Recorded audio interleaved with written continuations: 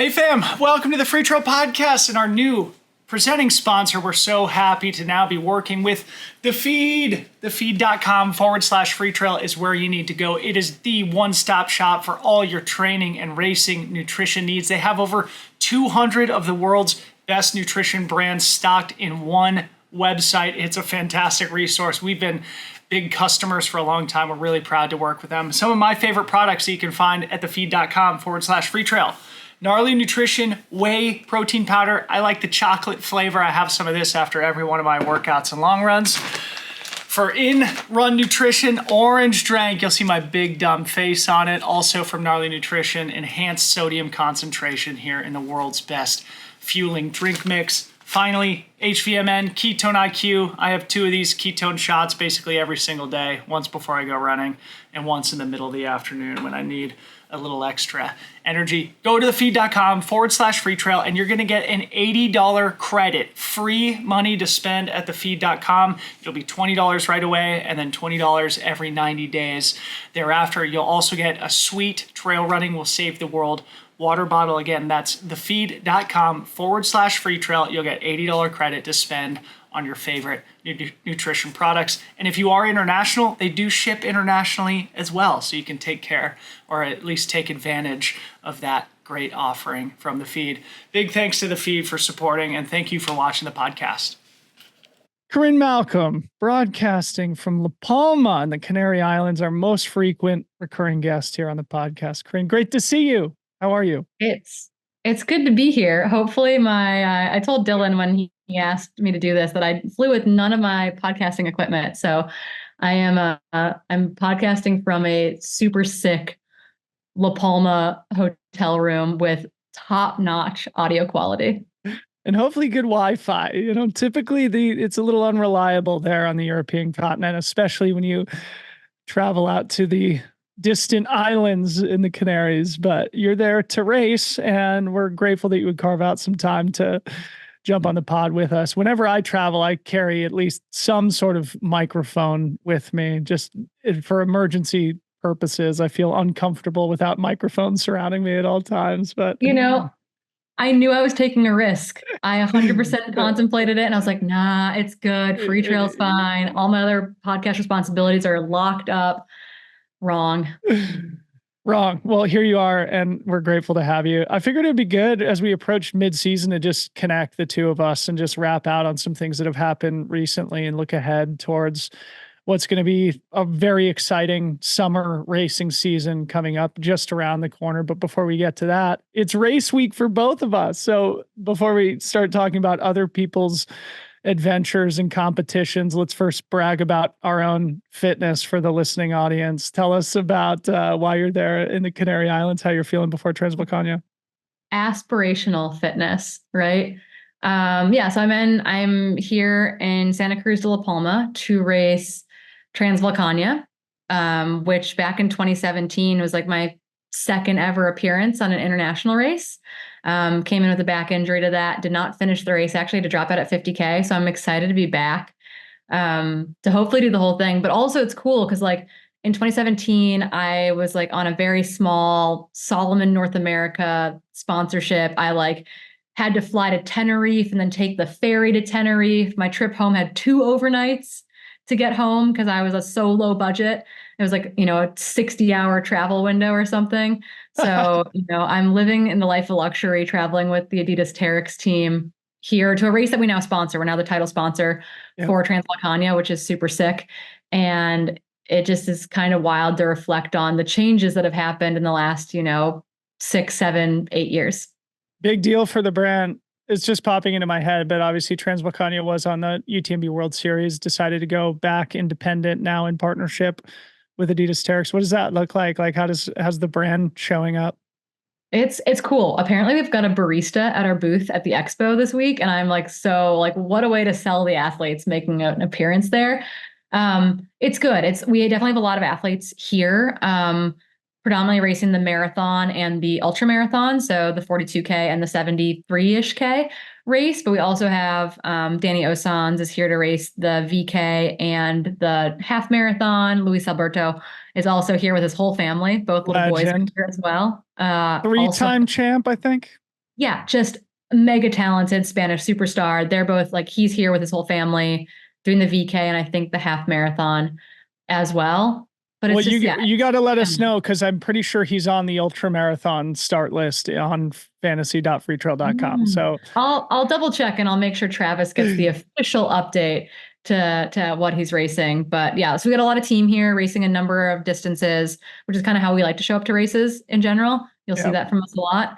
But yeah, we're sponsoring this race and we'll be we're going to be the official technical sponsor for UTCT in the fall as well. And then I think stepping up that sponsorship over the next couple of years, which is really cool that like we've kind of targeted some independent races to try to make a really big impression while at the same time UTMB is still a focus for a large majority of the team. So our other team style events that we're going to are things like canyons that just happened that we're going to talk about here in a little bit, as well as things like Eiger Ultra Trail later this summer as moments for our team to get together at a race for qualifying purposes.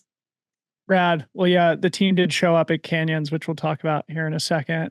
But first, Corrine, I'm pinning a race bib on Friday for the first time since Hard Rock. Your boy's actually a trail runner again. I'm not just talking about it. I actually get to go out and rip. Yeah, we'll talk about your coach more. Your coach is here on the island with me. I know. I talked to her yesterday. So you're in good hands. But yeah, 20 miler, huh? Yeah, so I'm doing the Tillamook Burn 20 miler. It's a daybreak racing event up there outside of Portland, Oregon. Ryan's up there right now. We're doing a film project with Tyler and Rachel, Tyler Green, Rachel Drake, as they prepare for Western States. So Ryan's there doing the heavy lifting for the team on the film front, and I get to sneak in at the 11th hour, go rip a 20 miler at the Tillamook Burn, and then cheer my boy Ryan on as he tackles the 50 miler on Saturday as his sort of critical long training run leading into his Western States 100. I believe he's somewhere in the low teens on the wait list now. So he's as good as in. So he's as good as in. I've got an athlete who was one of the 8-year ticket folks out of the kind of like White Salmon to Hood River area. Who will also be doing Tillamook Burn for his 50-mile tune-up kick in the pants race for Western States. So you guys are showing up with some good people. It sounds like Tyler and Rachel might be towing the line there this weekend as well. So they're doing doubles. From what I've heard, Rachel's doing the 20 miler and the 50K Friday, Sunday, and Tyler's doing the 50 miler and 50K Saturday, Sunday. So, you know, I'm pinning a race bib on, feeling all proud of myself, and they're doing 2 races this weekend after their trip to Madeira got thwarted. And we are going to talk about Madeira here in a sec. But I've done 200-mile weeks back to back, Corrine. I've got 100K coming up in like 3 or 4 weeks in Austria. I'm probably fitter than I've been in 2 years at this point. Still a long way from where I would like to be, but it does feel good. Shout out to Coach Allgood for doing the work, getting me out of retirement. Anyway, enough about us. Let's talk about what's happening elsewhere and, you know, all the exciting things that have evolved recently in the sport. I wanted to start first with Katie Schide Courtney Dauwalter and get your 2 cents on it. To me, it feels like they're sort of in a league of their own right now on the women's side of the sport. I was there watching Katie's amazing performance at Canyons. You were on the mic for Mountain Outpost doing the broadcast for UTMF, or the race formerly known as UTMF, the Mount Fuji 100 in Japan, where both Katie and Courtney had historically great performances. Why don't you get us started? Yeah, I think it's super fascinating, right? Because they almost are, they're contemporaries, but they present as kind of opposites in this interesting way, where I'm friends with Jason Koop, who coaches Katie. And, you know, he's told me several times now, you know, Katie isn't more talented than the women she's running against, but she's a consummate professional and does everything right, does all the little details right, which I believe Courtney does as well. But Courtney's facade, let's say maybe, is that like everything is easy breezy, lemon squeezy 99% of the time. And I have to imagine there's actually a much more controlled person like behind the pizza loving, gummy candy adoring Courtney that we all really love. But I think that they present as kind of opposites. Like Katie's like, it's cool to care. And like, I'm really focused on this thing. And Courtney feels very, like just like I show up and I do this thing. And at the same time, I think that they're both probably just like, they're both all in, which we know about Courtney, right? Left her teaching job a number of years ago to be all in and present in her running. Katie's been doing the same thing. And I think that it just presents this really interesting dynamic in trail running in general, where I'm like, man, what could some of these other women do if we like truly like stepped back from some of our other responsibilities and just like went all in for a year or 2 or 3, knowing that life will still continue on after that point.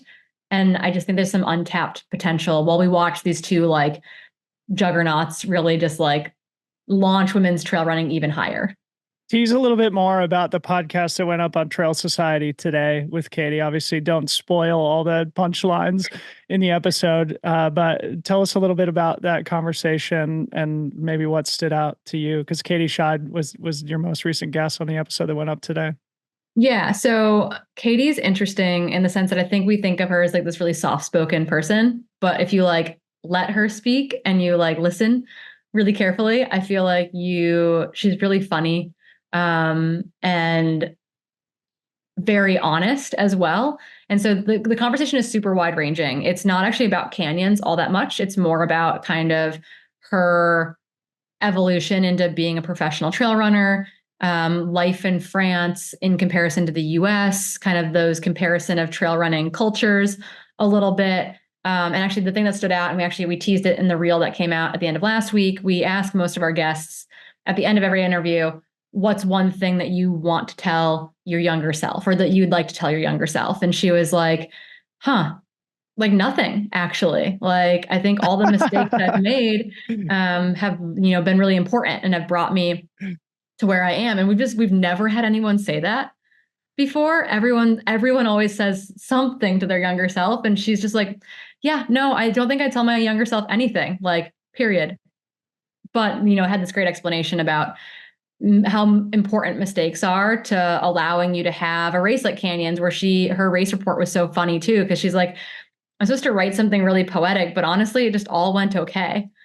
And that's like not very exciting. And it is really cool when those moments happen. And you've got to realize that that's not like a one-off for Katie. It's like a summation of years of work and years of racing and years of making those mistakes that build into this really amazing performance that we all got to witness. Pretty special to witness in person. You were on the mic for Courtney Dauwalter. Maybe say a couple words about that, because she finished third overall in a very difficult 100-mile race over there at Japan, running a historically fast time, finishing only 11 minutes behind the men's winner at the Mount Fuji 100. Yeah, and one second slower than your time from when you won the race back in the day. But different courses. The course has changed quite a bit over the years, due to like land right usage stuff in the early part of the race. Yep. So they have a very quote unquote, there's a lot of runnability in the first 100-ish K, punctuated by really steep ups and downs, because there are no switchbacks. You like go straight up this random incline and come right back down it. So there's a lot, people think of it as like a fast first half into kind of a harder back 70K. Very hard last 50K. Yeah. Yeah. And so if you go to there just to race the 70K, in air quotes here, be prepared. The 70K is the hardest part of the 100-mile race, where all the rocks and chains and ropes and everything are. That is that back 70K of the race course. She made it look really easy, as she tends to do. And it like kind of feeds into that superhero motif we have given her. I think that she was in the pain cave. I think it did get pretty warm out there, and it's like the first warm day for many runners. So it, at the same time, once again, like made it look very, very fluid. The front men, these two Chinese guys, put a lot of time into her in like the first probably like 50 to 80K. And then it held really steady from there. And then it slowly came down. And man, we were like, if this was 10K longer, Courtney might take the whole thing. Yeah. Like they were running a bit scared. And like the most classic moments for me were all the finish line interviews with the guys who were like in 1 through 5, all talked about how special it was to get to run with Courtney. Wow. Like the guy that was second was like, she could have beat me, but she knew my pride was on the line. Like that was his translation at the finish line. And then the French gentleman who finished, I think, 4th or 5th on the day, he was talking about how at 5 a.m. the full moon was on one side and the sun was rising behind Mount Fuji on the other. And he was just running along with Courtney Dauwalter. And that was like, he's like, man, this is a good day. And I just think that speaks volumes too, that not only is she, ascending to the overall podium, but the guys that are running with her in and around those first to 5 positions are excited that she's there and like think it's cool. Like they're like in it for the fan experience as well. And I just think that that is, I don't know, a very special thing about trail and ultra running. Unbelievable and very well said. So again, Courtney was third overall at the Mount Fuji 100. Back to Katie's performance. I just want to give a shout out to Travis Longcar, the king of fantasy.freetrail.com. He posted a great stat on his Twitter account the other day about Katie's performance. I'm just going to go ahead and read what he says here. He said Katie Schide's UTMB score of 849 for her Canyons win is the third highest ever recorded on the women's side so far, as I'm aware, tied with Courtney's 2021 UTMB. It trails only Maud Mathis's 2021 Golden Trail World Series final. That was an 850 score on the UTMB index, and Courtney's 2023 Western States 100, which was an 872 score. So just putting that in context. Travis continues, this is tracked explicitly on the ITRA side, so we can see that this is the 4th best women's ITRA score ever attained also. Of course, ITRA and UTMB indexes are sort of the 2 leading quantifications of performances over time. And then Travis finishes here with a third post on Twitter or X, whatever you call it now. He says, Katie moves into 2nd position in both worldwide rankings with this performance, tied with Ingvild Kaspersen on the ITRA ranking. So Katie Schide 2nd in the UTMB index behind Courtney Dauwalter, 847 versus 825. Maud Mathis currently in 3rd and 818. On the ITRA side, it's Courtney Dauwalter in first, 852, and then Ingvild Kaspersen, Katie Schide, both tied at 826. So as we're saying, seems like Katie Schide, Courtney Dauwalter sort of in a category of their own, at least in the long course elements of the sport right now. Yeah, it's cool to put into context, right? This like it's really cool to put into context of like how good the performance was, because we all thought it was good. But when you see a score like that, you recognize it's good. And at the same time, it's important to recognize that, and I think Travis would agree with this, and I think Liam would agree with this, people who kind of are like behind the scenes of getting as close to possible as understanding how these scores are calculated. There's still a degree of mystery behind them, it would appear. And part of that, I think, too, is that a lot of the US races aren't actually put into the UTMB index system because they have to be submitted by the race directors. And so they're like, I think the last 3 races I've done, none of them have a UTMB index. Like the three of the races I did last year don't have a UTMB index, which, you know, is what it is. But also, like, I was talking to Danny Moreno about this post Canyons as well, because she thought that she was going to finally break 800, like an 800 score for UTMB index. And it was actually, she ended up scoring a 786, despite running the winning time being faster than last year's winning time for women, and the density of the field being the same or as good. Kind of looking at like those general like UTMB index scores, like the time back from the men was comparable, et cetera. And it's behind other performances that she would say aren't maybe quite as strong, like a 796 or 797 from Kodiak 50K, which had a pretty good women's field. But also like there wasn't a lot to compare it to. And then Eiger 35K that she ran last year, where she scored a 798. And she's like, how is Eiger a 798? Where she kind of ran by herself the whole time versus, you know, throwing down with Jen Lichter and Tabor Hemming. And, you know, like oftentimes the women's score is categorized alongside the men in the field. And it wasn't a weak men's field. And she didn't finish, you know, she raced actually, you know, Eli Hemming was at Kodiak, for example, right? Chad Hall was at Kodiak, was supposed to be at Canyons. So it just was like, kind of like, how is that score worse? It's supposed to account course, like course profile, like difficulty of course, which is arbitrary to a degree, weather and density of field.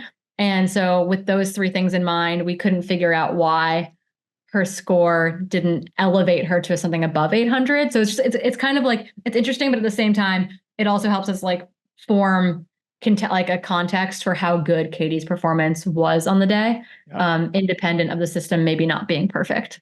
Yeah, it's always going to be a little bit squirrely when we're dealing with algorithms trying to ascribe numbers to performances, especially on courses that are totally different in weather that's totally different, and with athletes who have performed across many different distances. Arriving at some number to quantify all those things is complicated, but it's fun to talk about, acknowledging that, as you said, Corinne, it is imperfect. Speaking more about canyons, while we're on the subject, it's the conclusion of the golden ticket chase.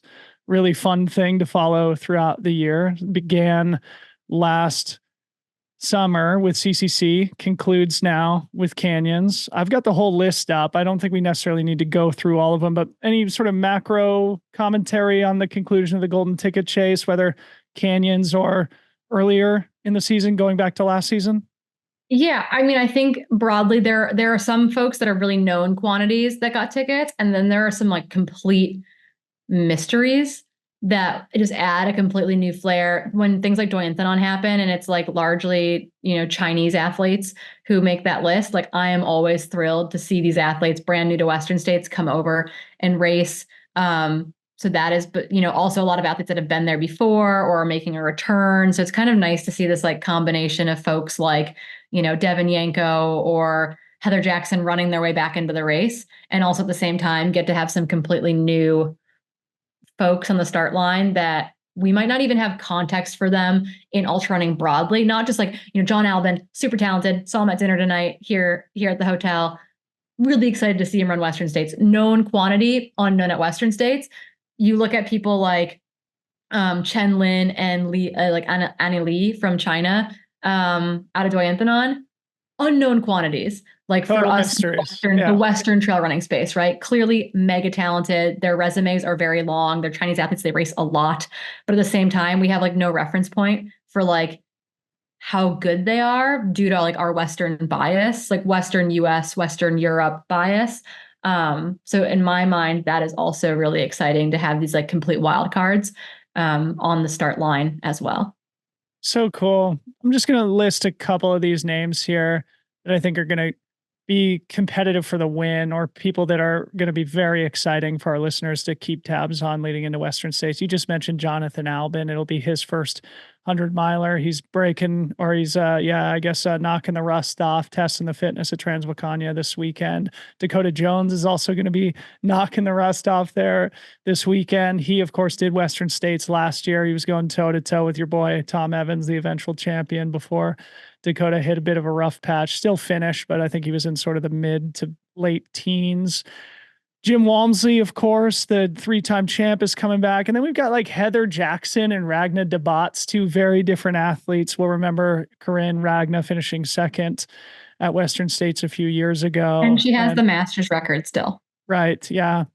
And then your boy Petter Engdahl, super excited to see him grab that ticket. Obviously finishing third behind Rod Farvard and Drew Holman. Drew handing it down to him last weekend in what was a very emotional thing that we sort of covered and talked about during our Canyons coverage last weekend. One thing that we haven't talked about here on the show is MK's decision to pass on her ticket. I was really surprised. So it goes to Kareth Arnold, who's a really interesting story. Yeah. So MK, I remember I like was talking to her in the days after the race, and I knew that it was like very much still a decision to be made. I think everyone else had just assumed that it was like a definite yes. But she was like using that 2-week window. She texted Craig before the 2-week window was up. I got the preview of the text that went to Craig. And I think that for her, recognizing that she just debuted at the 100K distance, and then going from debut 100K to debut 100-mile just felt like a lot for her. It is a lot. It is a lot. It is a lot. But and I think that that's a really respectable decision to make. It's not the first time that decision has been made by a golden ticket athlete. I think some people are like, how could you ever give away a golden ticket? And it's like, you got to be ready for Western States. And if you go in half baked, I think that it's just like not a great experience. And it was really cool because all of a sudden it was going to roll down. And if it rolled down to someone, it was either going to roll to Kareth Arnold, who finished fourth, or Anna McKinney, who finished fifth. Anna McKinney has been, those two women have both missed golden tickets in the past. Anna McKinney, this is her fourth like near golden ticket in 2 years, which is like devastating to a degree. But Kareth Arnold's honestly, the Brinks, have we ever had sister-in-laws running Isn't that Western so States? fun? I So didn't realize she's, that. Yeah, Lottie yeah, so she's informed me about that. yeah, she's Lottie Brink's sister-in-law. Lottie actually paced her during Bandira when she finished third last year.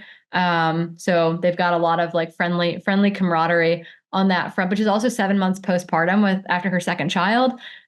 She's been working her way back up in distance. She ran a 50K at McDowell Mountain Frenzy when I think she's about 3 months postpartum. She's now 7 months postpartum. So kind of building into that Western States time will be super curious and interesting to see how it goes. We've got a lot of moms in the What a field, just in hero. general. Like a lot of moms in the elite field in general, which is really cool. And Kareth Arnold is going to be part of that crew. And I know that, folks like Lauren Puretz and Rachel Drake are going to be riding cheering into for her butts. Yeah. extra loud, right? Like it's exciting to see. So that golden ticket was going to go to someone. Any of those 5 women would be incredibly inspirational stories.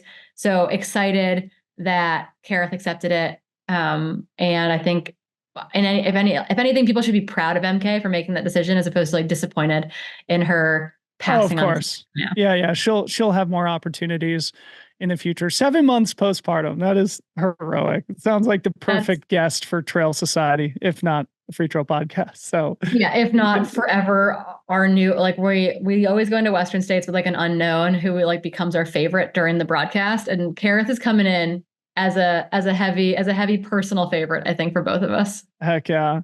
A couple other notable performances I just want to introduce into the conversation. You can react to them or not at Canyons, especially as we look ahead towards Western States, were Dan Jones and Cole Watson to me, both who finished in the top 10 at into 50K. Yeah, thanks for clarifying. Both who finished in the top 10 at Western States last year. Dan was 5th, Cole was 9th. And oftentimes we get kind of wrapped up in the golden ticket athletes who are coming into Western States, especially those who are making their Western States debut or 100-mile debut. And oftentimes the people who finished in the back half of the top 10 the previous year are sort of forgotten about. But Dan Jones, 3 minutes behind Eli Hemming in the 50K for second place. Cole Watson was about 4 minutes back of Dan. So both clearly on form leading into Western States, where I'm sure they're hoping to improve on the top 10 performances that they had last year. I chatted with Dan. I know he's your new teammate now. Dude is impressive. I didn't have a chance to touch base with Cole while I was in Auburn, but obviously he has the benefit of training on the trails and the experience on the course, both of whom are clearly capable of podium performances there. Any reactions from you, Corrine? Yeah, both with new sponsors too. With Cole signing with Brooks this year, I think that's really, really cool. He'll be joined by Brooks' teammate Blake Slattergren as well, who got a ticket at Javelina back in the fall. So cool to see Brooks. It's always cool when we like have a really wide range of sponsors represented in the elite field. So good to see Brooks back on the start line with a couple of athletes this year in the race. But yeah, it's really cool to see that their speed blocks have likely paid off. I think that running 100K that close to Western States can be a lot. It can also be the perfect stimulus. I intentionally ran it knowing I was getting in off the wait list for the 2018 Western States. And so I think it can really work for folks, but running the 50K there off of what was probably a very good higher intensity block as they then kind of transition from there into longer, more aerobic efforts. Seems like they're both in really good shape. And Dan Jones is now over here, not over here in La Palma, but is over in the US from Canyons through to Western States. And I think that is also really, really smart. Staying in Cedar City, training with Hayden Hawks. Those guys. Hayden said Dan was going to get him back into shape. So we'll see if that works. So cool. Well, we don't need to go too long form on all the Canyons performances. It was an awesome weekend up there. We missed you on the Free Trail coverage, Corrine, but I missed you guys too. We'll have plenty of time to work together here at Western States and beyond this summer. Maybe we'll talk about that as we get closer to the end of our episode here today. Let's talk briefly about Golden Trail going to Asia for the first time. This is a big deal, I think, for Golden Trail World Series, which, at least in my opinion, has become the most entertaining and funnest racing to follow globally at this time, and just creates a lot of really dynamic drama at these events, and going from what has been a European and North American dominant series to now landing on the Asian continent for the first time. They raced in Japan a couple of weeks ago and then followed up with the Four Sisters race in China the following weekend. So they're taking that model of racing on back-to-back weekends like they've done here in North America a couple of times. Any top line comments on those races? I've got some of the notable performances, which were abundant. But why don't you get us started? Two super exciting weekends of racing. And if you guys are botching it over on your Freetrail Fantasy because you're unfamiliar with the short distance stuff, this is a good time to give a huge shout out to MK Sullivan and Danny Moreno. Next time, before you go to fill out your Freetrail Fantasy, go listen to their preview podcast because they have all of the hot takes on the Subhub. So don't fail your Freetrail Fantasy again. Go make sure that you're listening.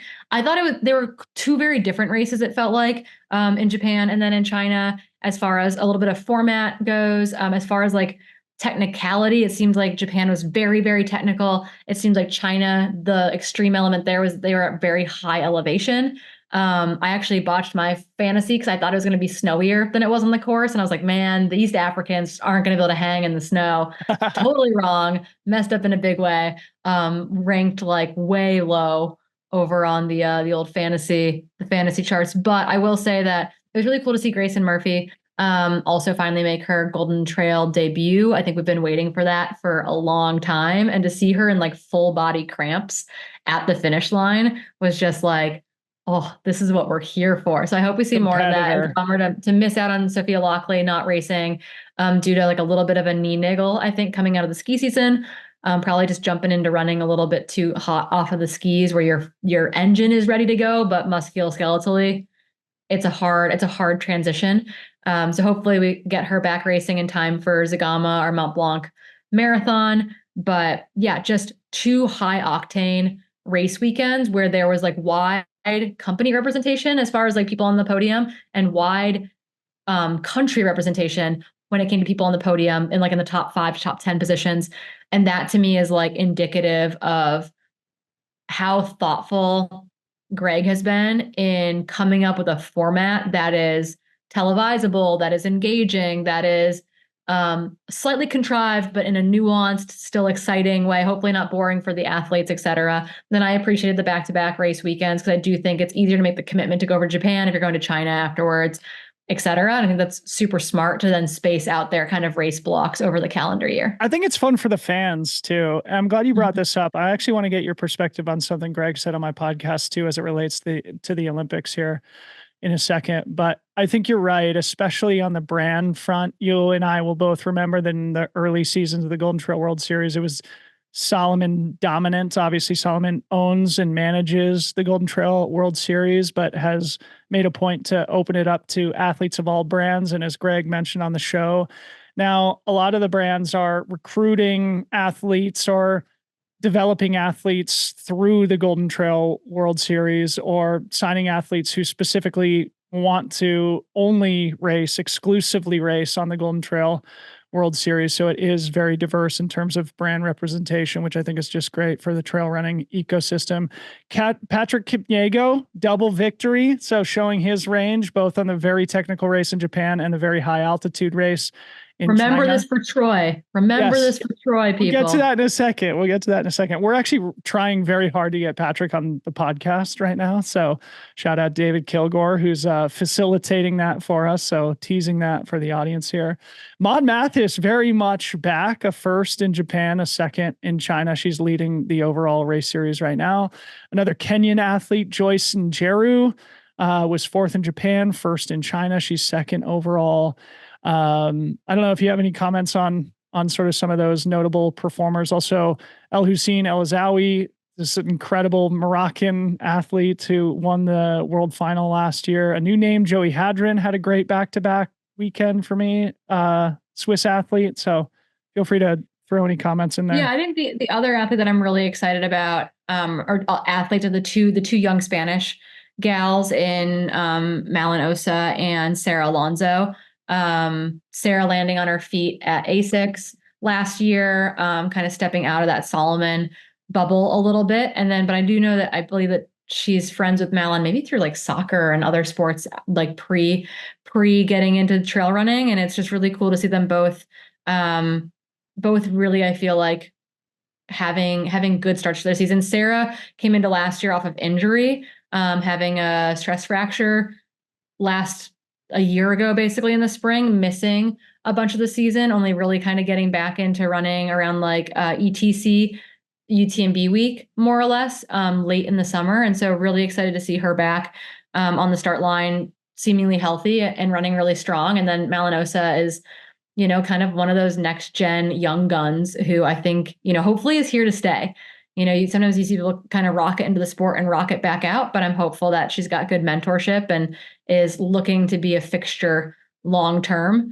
And the Golden Trail World Series seems to be a great place. They've also been, I think, maybe not Malin, but I know Sarah's been racing a bit in the Skyrunning World Series. So it's kind of cool to see her bouncing around a little bit, not feeling completely hunkered into one series, utilizing some other kind of disciplines and skill sets to stay fresh all season long. So really excited to see how they both progress over the course of the year. It sort of feels to me like Skyrunning's making a little bit of a comeback. Maybe we can talk about that in a future episode, but just to add some context here for the listeners, I just pulled it up. Sarah Alonso and Malinosa, who you just mentioned, are 3rd and 4th in the overall ranking after 2 races. 6 Spaniards in the top 10 on the women's side. So really awesome racing. As you mentioned, Grayson Murphy making her Golden Trail debut, something we've all been waiting for. So shout out to Grayson, her 3rd place in China. It'll be exciting to see what she decides to do later in the year. Zagama, Sierra Zinal, Mont Blanc Marathon,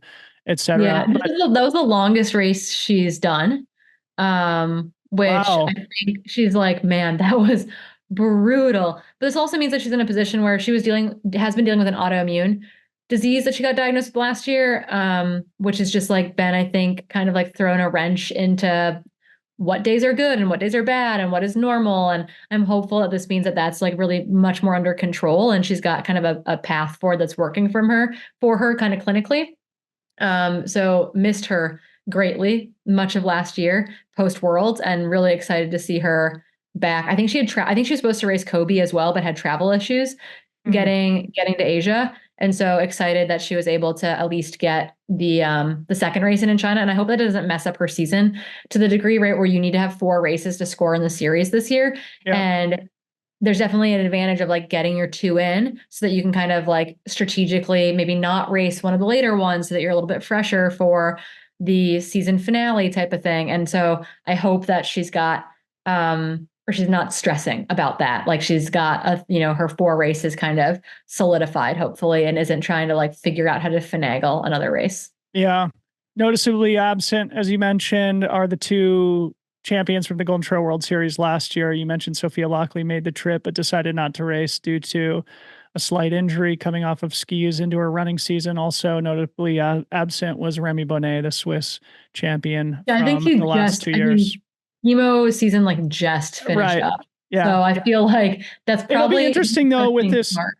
Yeah, like the first year they're doing this Asian expansion to see how it impacts the dynamic of the series overall and what races people like Remy are now forced to target because he wasn't quite ready to come off of his skimo season straight into the Japanese and Chinese racing schedule. Teeing you back up on something I just mentioned, Greg Valle was on my podcast a few weeks ago, and he said that it's inevitable that trail running is in the Olympics. And to me, it was kind of a surprising thing for him to say as somebody who's been in the sport and been in the space for such a long time and has experience with mountain biking, which has become a Olympic sport also. And you're sort of the perfect person to talk about this with.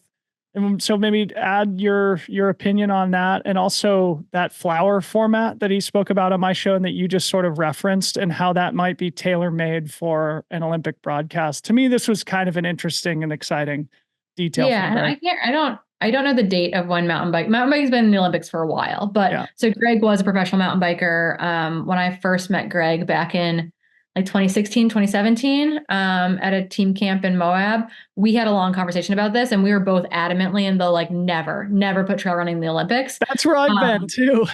and he because he saw that firsthand with mountain biking, and we've seen, and you have mountain biking used to be big loop courses or a point to point, etc. And cross country mountain biking, which is the Olympic discipline, has really become a very contrived format in which you race for 90 minutes. So they figure out how long they think it's going to take the men and the women to do a loop. And then they race X, it's, they set ahead of time, okay, you're going to race 6 loops or you're going to race 5 loops. Generally the men race 1 more loop than the women to get to 90 minutes, et cetera. And it's it's a completely man-made course, generally speaking. All the features are man-made.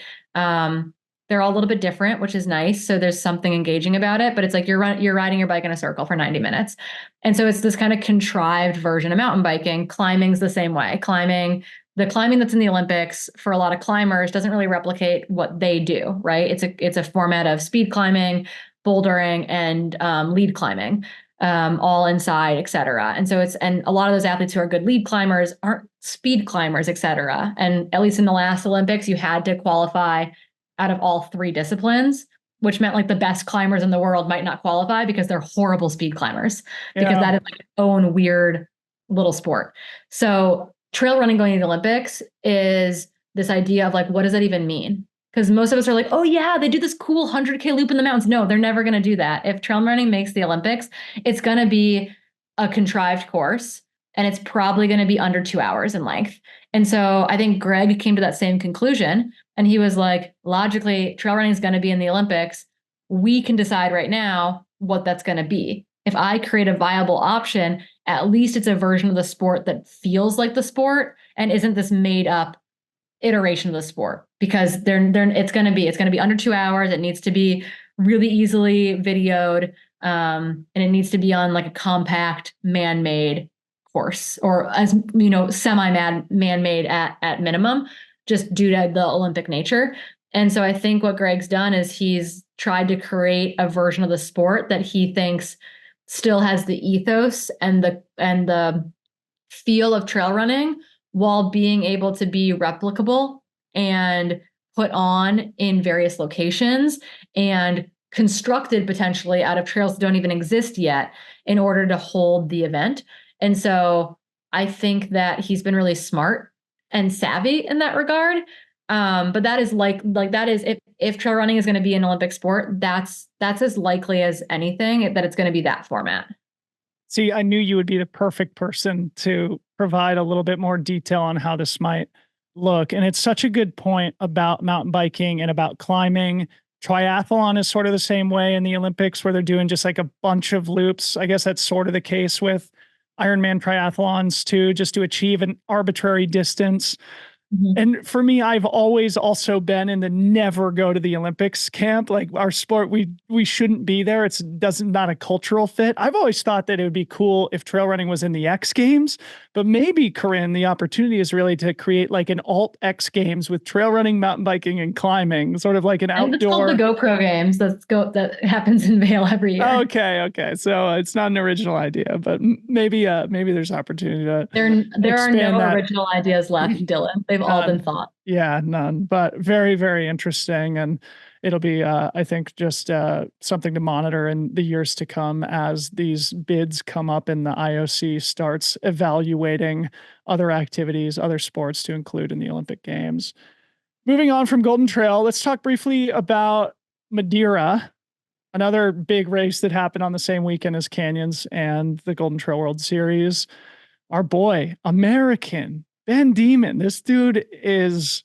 We claim him. I claim him. He's an American living in France, but he's from Cincinnati, Ohio. I'm the biggest fan of this dude. Subscribe to his Substack. I'll make sure to link to it in the show notes of the episode here today. Get us started with Ben and on Madeira. Incredible.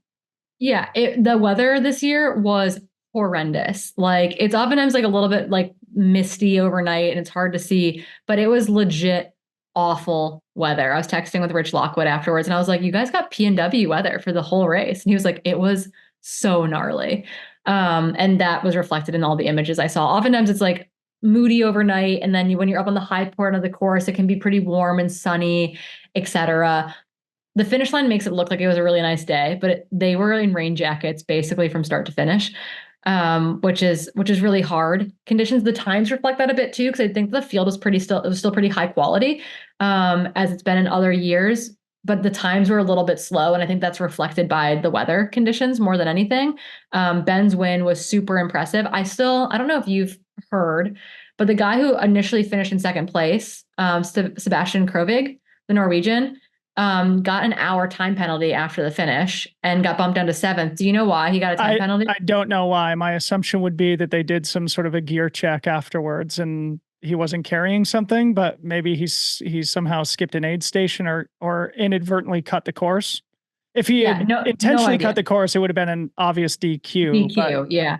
My guess is he wasn't carrying something he was supposed to, et cetera, or got outside aid, or I don't know. So he got an hour time penalty, ended up finishing seventh overall, bumping two Frenchmen up into second and third.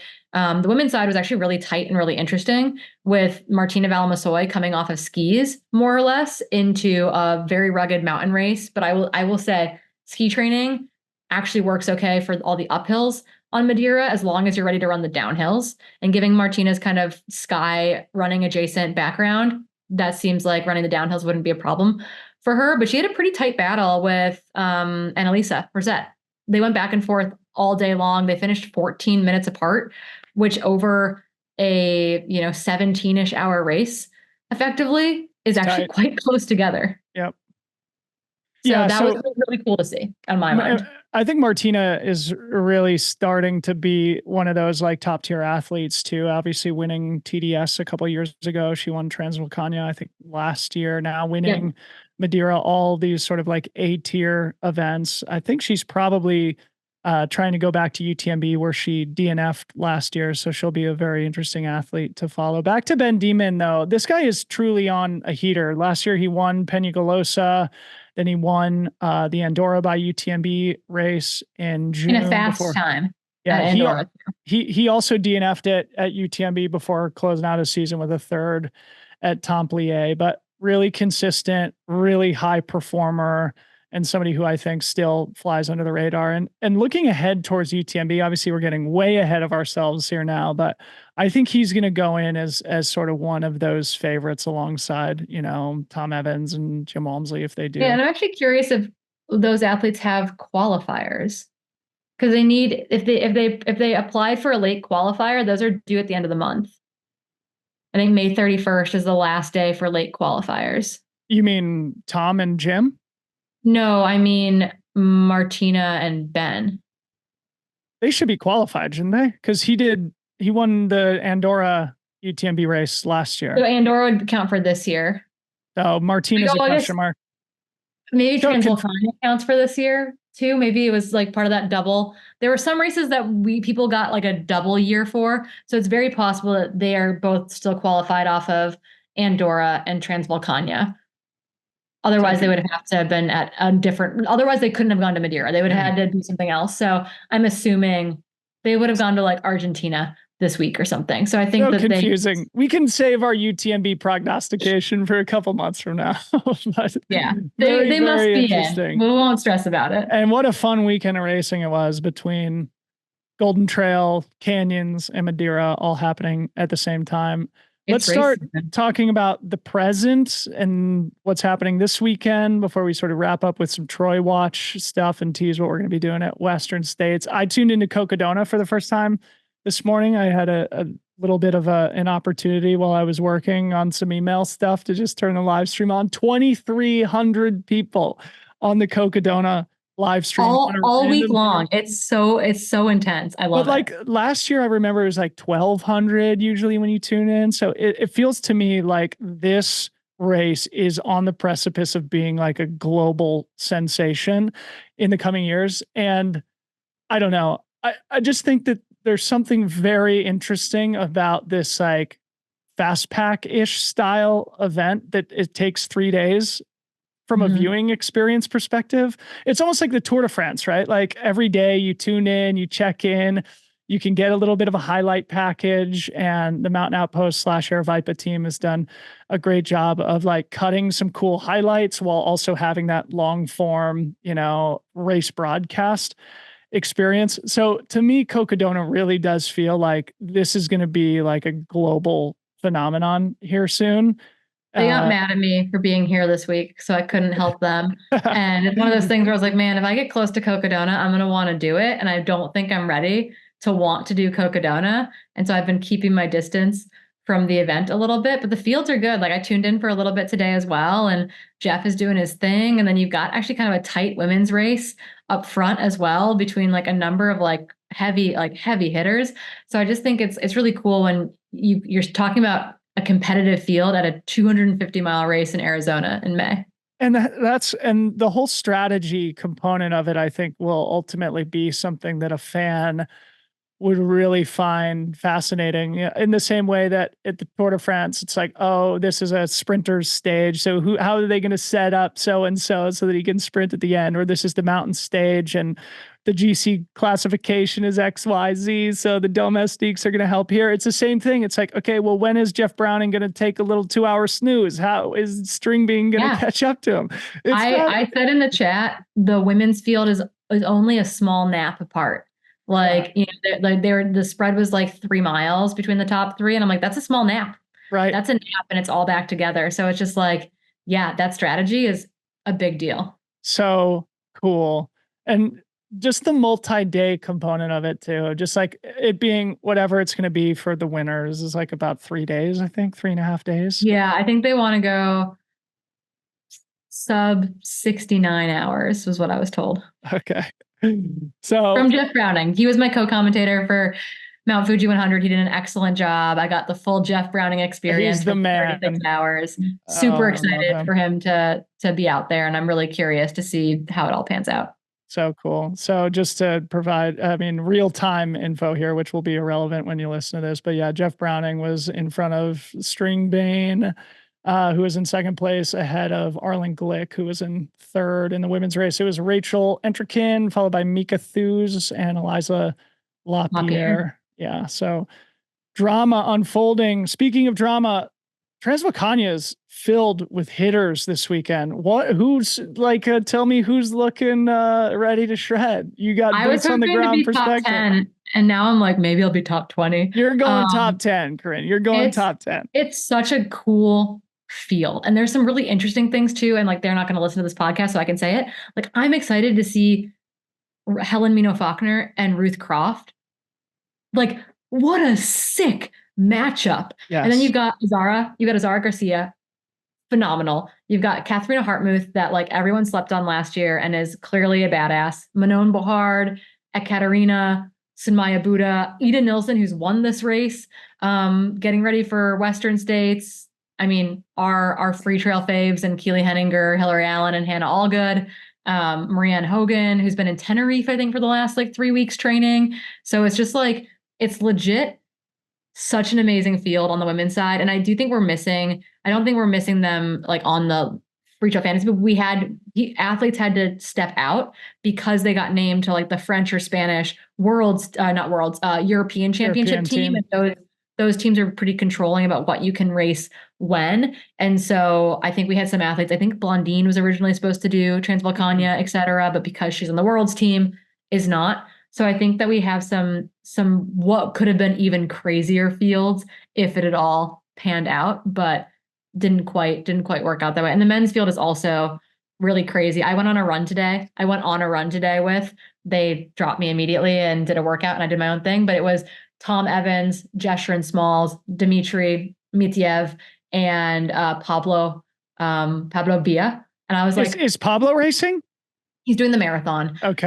But I was just like, he's not on fantasy. So no, yeah, he's doing the marathon distance. And so it's just kind of wild to be like, man, okay, goodbye. You add John Albin, who I saw at dinner, to the list. You add Thibaut. Quickly, tell me how Tom Evans is doing. Because he's the type of guy who he doesn't show up unless he's like ready to just kill people. His bag did finally make it to the island, so I think he can race now. He was like, I don't think I can race if my bag doesn't come. And I was like, it's going to be okay. So his bag finally made it. So I think he's like ready to run. He's always working towards something, you know? So I think it's like one of those things where like he recognizes it's an early season race. Everyone's kind of testing early season fitness without putting too much weight in it. Like his focus is UTMB for the year. And so it's like, he's obviously hoping and I'm sure planning on having a very good day, but at the same time, like the eyes are on on UTMB. Yeah. Akin to like, Dakota Jones and John Albin also have to be thinking about Western states. So there's like this interesting mix of people with like clear focuses that are all showing up here to like bust the rust a bit. People coming off of skis like Dakota and John Albin, but also people like Tom coming off of 10K cross country world champs. Like the meeting of some random stuff is about to happen. And people coming off fatherhood, like my boy Hannes, the Adonis Nomberger, also I in the think field. he's been dealing with an injury, so I'm really curious to see.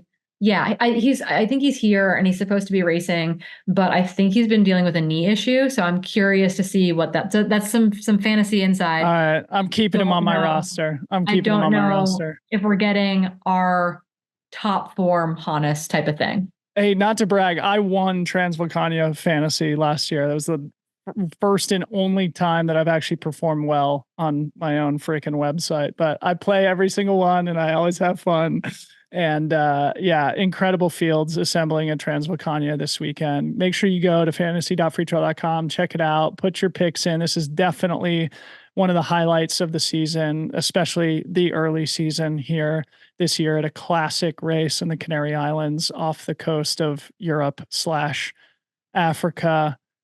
Corrine, maybe let's finish by just doing some Troy Watch stuff. We're teasing Trail Runner of the Year, which is our end of season award coming up here in December. So we're looking 7 months ahead at this point, but maybe just highlighting a few athletes who are really off to a hot start, who our listeners can keep tabs on fantasy, on Instagram, on Strava, and any of these other digital formats. I've got a few names to just throw in to you, maybe starting with the men, you can react. Eli Hemming, 4 for 4 at this point. That's exactly who I was going to say. Black Canyon 60K, the Big Alta 50K, Desert Rats half marathon, Canyons 50K, unbeaten so far this season. Patrick Kipniego, who we talked about, 2 for 2 to start Golden Trail. Francesco Puppi's had a great start to the season on his little American. Just made the Italian VK team for European champs too. So just won the Italian trials VK race. He's on a heater. Matt Daniels is doing well, but coming off a DNF at Canyons 100K. Maybe I'll just list some women too, and you can react and provide any others who I'm missing. Rachel Drake, hot start. Hong Kong, the short course there. Black Canyon win.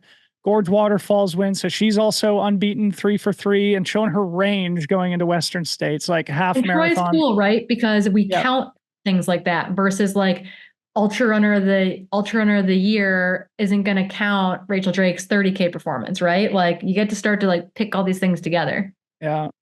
Joyce and Jero's leading the Golden Trail World Series. Then of course, Courtney Dauwalter, Katie Schide, perennial Troy, top 2 finishers. In fact, the only 2 people to finish top 2. Katie second both years, Courtney winning both years that Troy's been in existence. Who are we missing, or who else is sort of on the watch list here? There's a lot of people who are just getting their seasons kicked off, right? Who have had a good race. Like in my mind, Danny Moreno has been racing all year, but it's because she's done 2 half marathon, like road races into her 50K performance.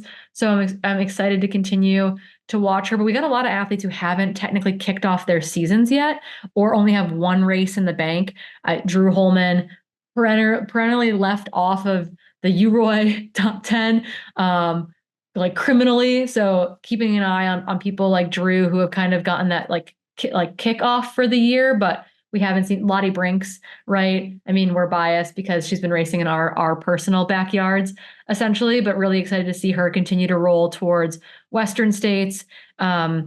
But yeah, I think the Western States UTMB watch is on for the long distance folks. And then obviously Zagama and Mont Blanc Marathon coming up are on for our shorter distance folks. And I think that, they're going to start to stack up here in the like next 6 to 8 weeks. And I'm really excited for Q1 is in the past. We are like getting into like the peak of the on season. And that to me is just really exciting. It is truly heating up. And the reason I wanted to highlight it is that I think as we get closer to the end of the year, people start to forget some of the amazing performances that happen earlier in the year. So shouting out some of the people who are off to a great start here in 2024. And as you said, Corrine, the next couple months are going to be incredible. Maybe in closing, let's just tease a little bit about what we have planned. We're going to be at Broken Arrow for sure. Going to be at Western States. And without saying too much, Freetrail is going to be taking it to the next level this year. Taking over, literally. And our listeners can look forward to daily long form banter, analysis, commentary, prognostication from the heart of Olympic Valley. I don't know if I've said too much or too little. Corinne, anything you want to add to that? We're going to be well caffeinated, which I'm really excited about. And I just think it was really fun, like talking to people tonight at dinner, right, about it. Like I'm sitting next to Nora. She's racing the Ultra at Transvulcania this weekend. She's Petter's partner. Like I was like, you're coming over for Western States? And she's like, yeah, will you be there? And I was like, oh, I am so there. So I think will I be there? Will I be there? Yeah, my bangs are going to be all trimmed. It's going to be great. But I think that it's just like the hype is building. I know that we'll get some flack for being very Western States centric, but you know what? Sue us, I guess. Proudly. Don't sue us. We don't have the money. Don't sue us. But really, really excited to be building towards Western States with everyone. And it's like one of my favorite weeks of the year. Heck yeah. Okay. Well, Corinne, you should go to bed. You got roughly 75K to run on Saturday, your time. We're all cheering for you. We know you're going to have an awesome race. I'll send you a text over the weekend and report back on how my legs are feeling after putting a bib on for the first time since last July, ripping a 20 miler for this whole. You're going to beat Rachel Drake? No way. Highly doubtful. Highly doubtful. Let me know the time. Let me know your percent back from Rachel Drake post race. Yeah, I will. I'll do a calculation and you'll be the first person I text. Perfect. Corinne, always great to catch up. Good luck this weekend. We'll talk soon. Yeah, sounds good.